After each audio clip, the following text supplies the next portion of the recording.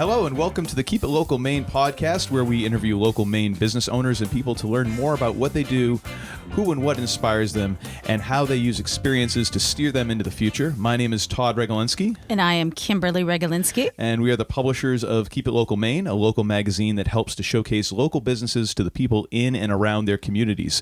Thank you for tuning in to what is a weekly podcast that you'll be able to subscribe to on Podbean, iTunes, and Spotify. You can learn more about us at keepitlocalmaine.com and follow us on Facebook, Twitter, and Instagram through the links in the show notes. In this episode, we will be talking with business person, coach, professor, mother, grandmother, entrepreneur, and lover of chocolate, Michelle Nu-Yar. We are official. This is our first guest. I know, we have company, so be nice. Okay. Michelle is a no-nonsense, contagiously positive, straight talker, an energetic entrepreneur, and brass-tacks business person. Serious about helping businesses grow, she brings a depth and breadth of a real business experience to each one of her clients, whether a small business owner or a multi-million-dollar corporation. For Michelle, growth is about creativity, accountability, and strategy. She knows how to get her clients there because she's done it herself. Before starting Nu-Yar, Michelle owned a seven-figure Minnesota-based renovation firm. She has spent time in the corporate world as a director of sales and marketing, and she co-leads a business growth group for the Small Business Association called ScaleUp. There, she helps mid-sized companies through the steps necessary to scale up their business. Michelle also serves as an associate professor of business at Southern Maine Community College, where she teaches entrepreneurship and marketing. Michelle has a BA from the University of Minnesota and an MBA from the University of Southern Maine. Hello, Michelle. Welcome to the show today. Hello, Kimberly and Todd. Thank you for having me as your first official company. I love it. And bonus points to you for using Kim's full name and going with Kimberly. She likes that. Yes. I know she does. It makes me feel grown up. Well, I would never answer to Shelley. My daughter said to me the other day, Mom, I'm so grateful you kept Michelle. Yes. Well, as a Todd, I really have no other options. Yeah, you really have. You're kind of stuck. It's either that or hey you, which I do answer to whether they're yelling at me or not. So, Michelle, that was an awful lot of things that I just read in your bio. So maybe you could just kind of give us a quick rundown of what you do with your company, Nu-Yar. So Nu-Yar, I am a business consultant. I work with companies in primarily New England who are ready to grow, are experiencing growth, or feel like they're stuck at a plateau. So I basically focus on strategic planning, managing change within the company, and creating growth strategies, as well as doing some training and development with their staff. But really my goal is to be advisor and consultant to a company who really wants to grow to the next level. Awesome. That's awesome. Now, I believe, Kimberly. So why, one of the questions we wanted to ask this question because we really want to find out, what makes people kind of tick and why they do what they do. So, I guess my question to you is, what's your why? Why do you do what you do? And so what is that? What would you say is your why in doing what you do?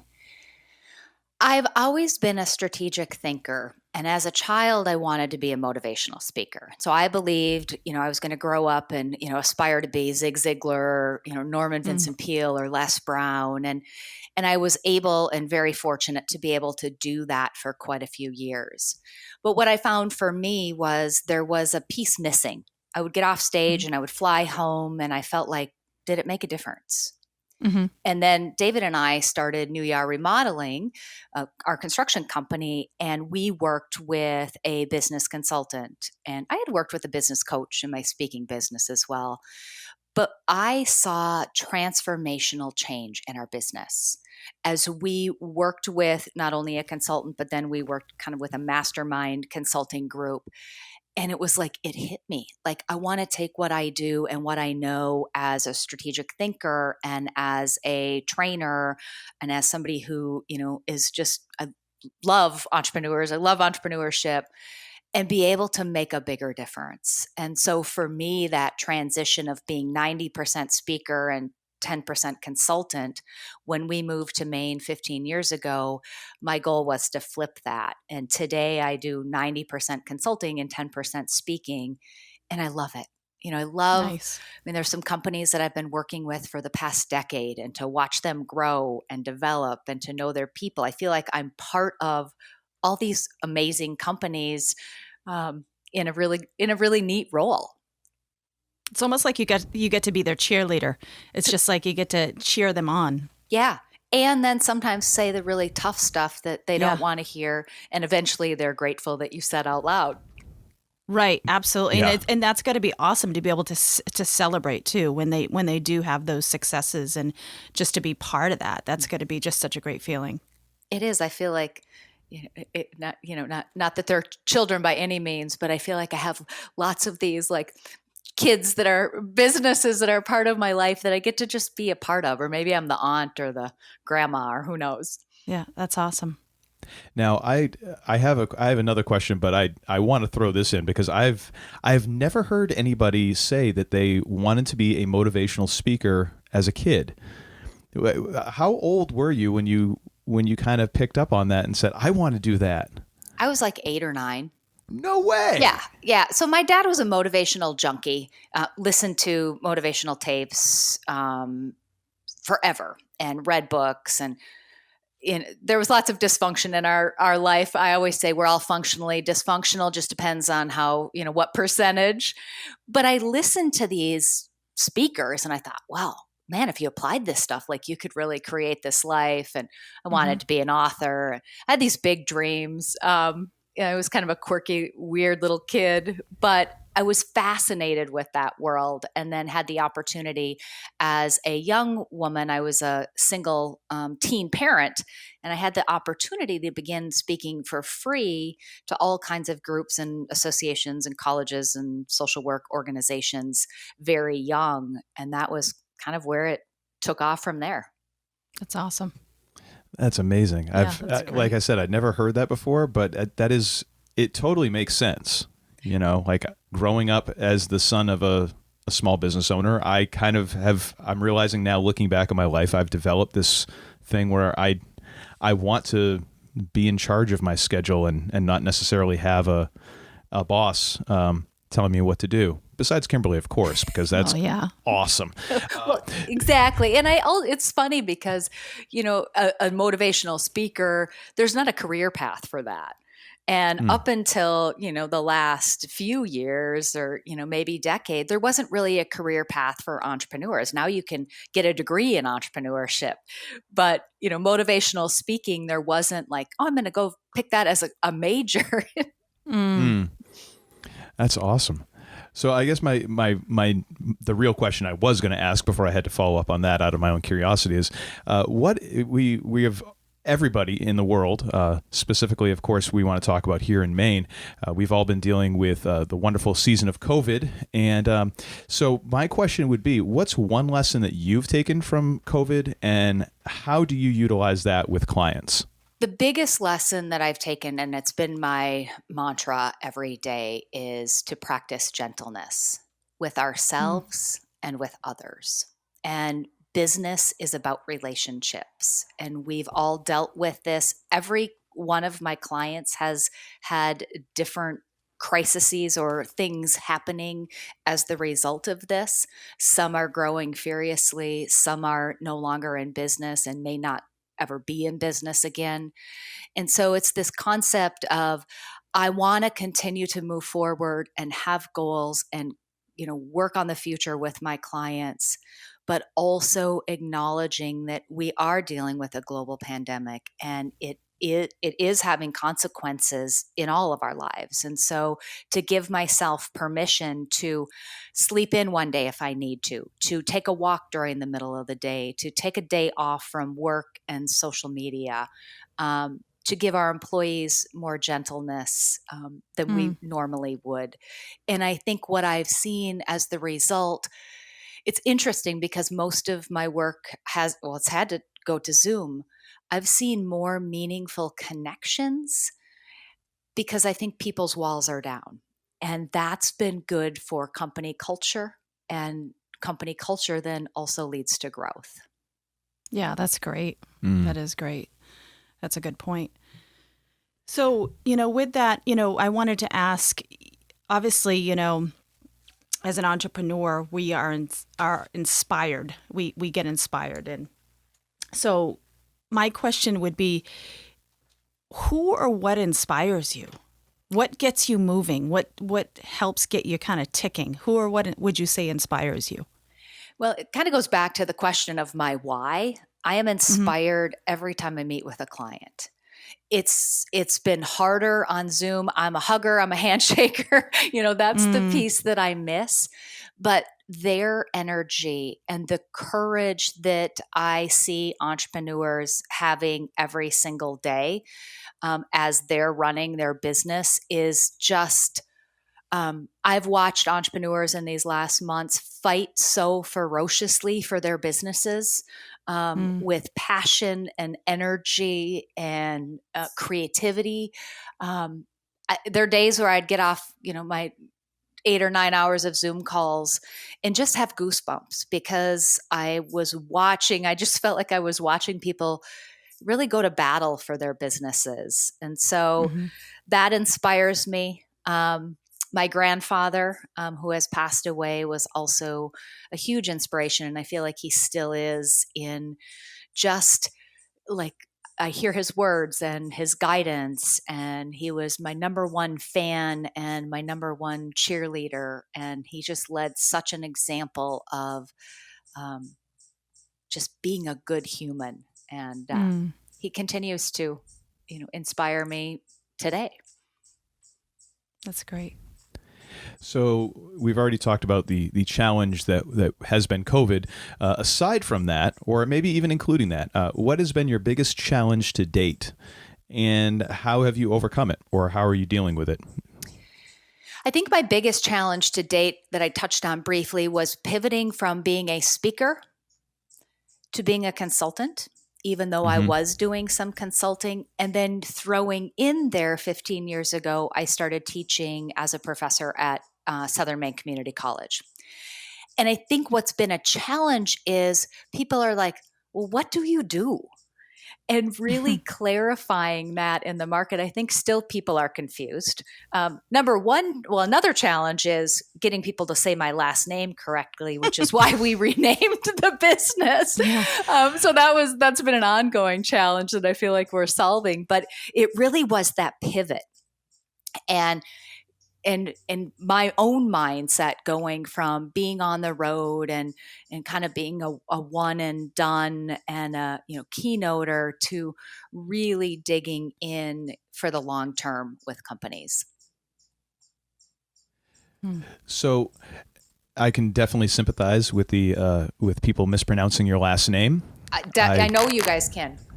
12 years of school roll call of just seeing the confused look on the teacher and learning to be like, here, that's me. I know that you're talking. I know you're thinking of how to say my name. I have a question. Asking for a friend. Is anybody else in their PJs? No.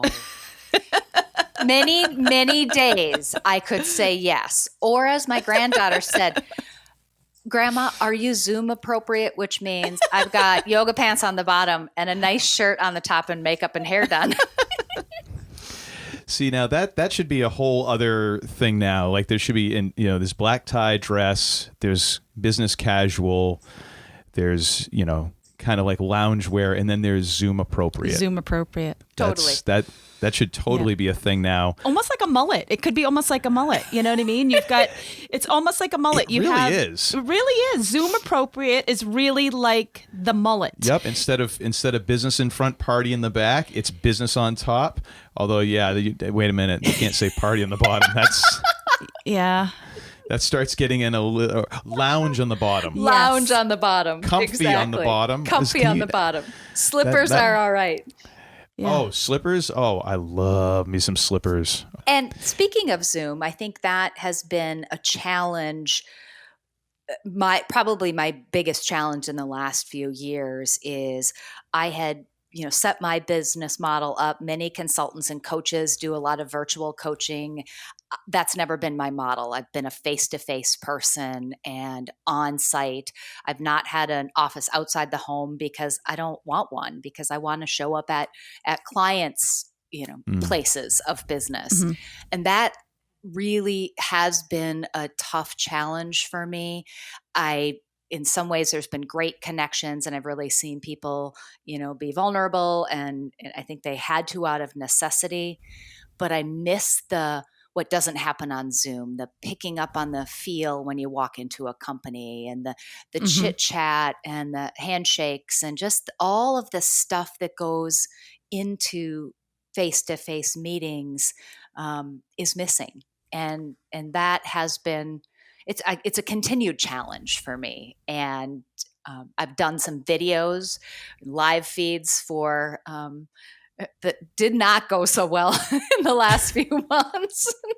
And I know had those been live events, I wouldn't have maybe had quite the same outcome.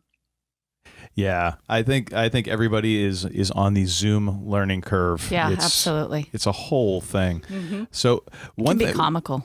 Oh, it's totally comical. It's comical. See, it's that old expression of comedy is what is it?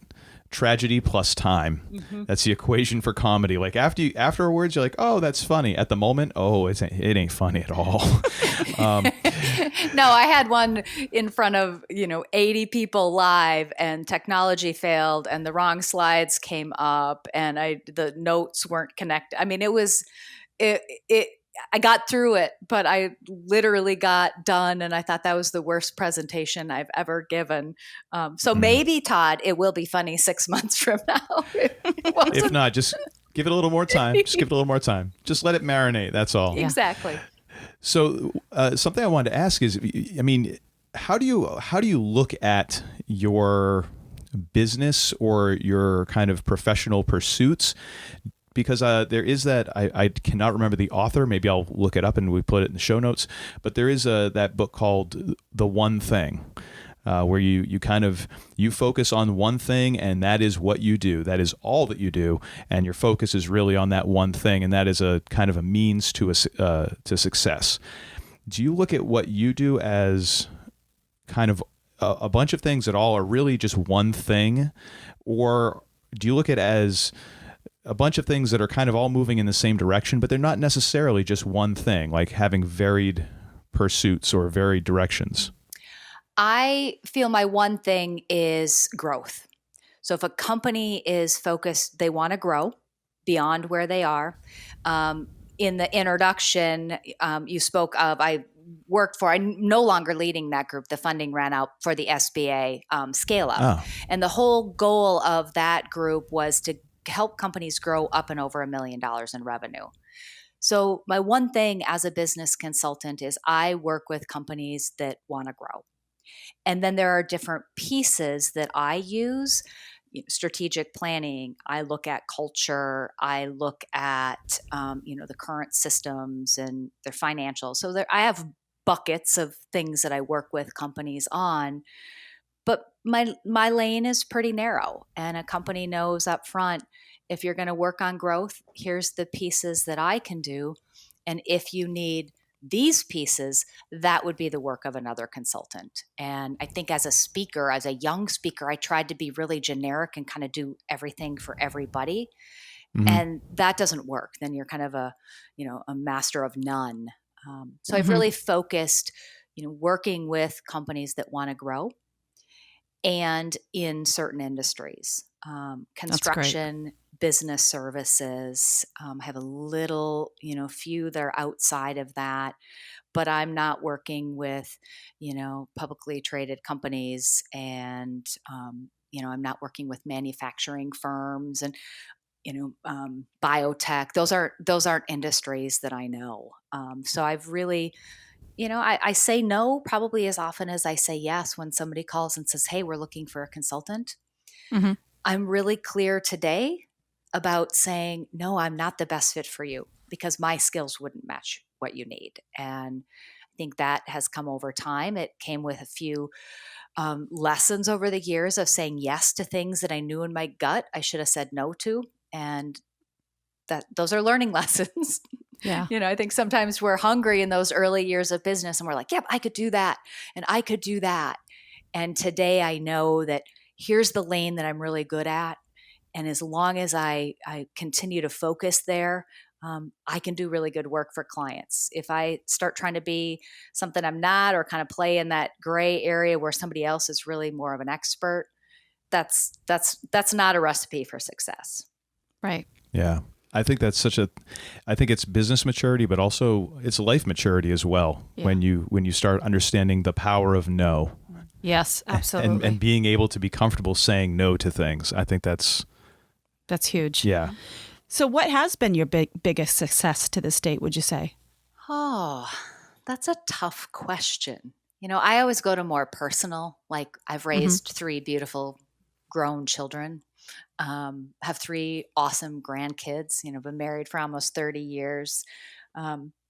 In business, I think the biggest success to date probably came with the rebrand that I did a year ago. And it wasn't just that event, but I took my company and hired a marketing firm and had them. It was a year-long process, but it was really a process of looking inside, looking at the work that I've done over the years, the work that I was doing, and really getting clear about who am I now and what kind of work do I want to be doing for the next 20 years?